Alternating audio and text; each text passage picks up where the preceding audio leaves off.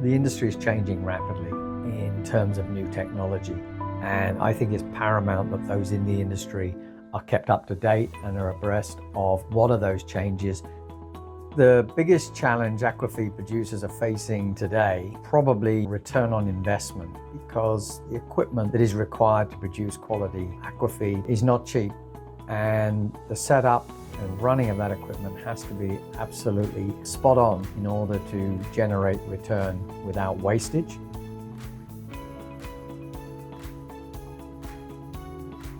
Some of the common mistakes or inefficiencies we see in the aquafeed mill would be typically a lack of understanding on the correct setup of machines and equipment. This is absolutely fundamental because often companies will invest in new equipment, but they will not have been properly trained either on the setup or, more importantly, maybe on the maintenance. So that when we go into a feed plant and look at the machinery, one of the things that stands out many times is that they're actually not set up, or some of the key sensors and readings are not being taken, and therefore it's going to be very difficult to get the most efficiency out of that equipment. You may be surprised on how significant the impact of moisture is, for example, on shrink and the bottom line. Often moisture is overlooked. It's acknowledged, but companies don't really step up the game to control it to minimize the losses associated with moisture.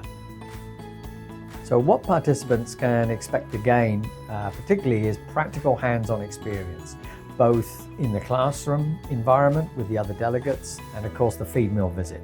You're interacting with other delegates from different companies, sometimes different industries, and that's invaluable as a learning experience. The problems that you face may not be identical because of different machinery types, but actually the process of problem solving may well be the same. You are not alone or unique. Problem shared is a problem halved. You find out that that's not the case. There are similar issues, similar challenges, and that can be very helpful in terms of establishing, right, what are your priorities after the course to go back and tackle the issues that you flagged up at the start as your priority.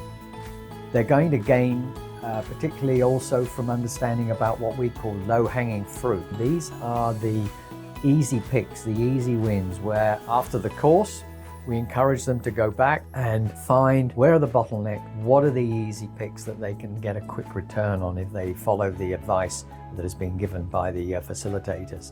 For those experiencing specific production or quality issues, they can be discussed either with the facilitators on a one-on-one basis. This course is completely independent. It's biased towards Asian conditions and should be considered an investment for those attending, because we are very much geared towards providing what knowledge they're going to gain and how they can apply that when they get back to their own companies.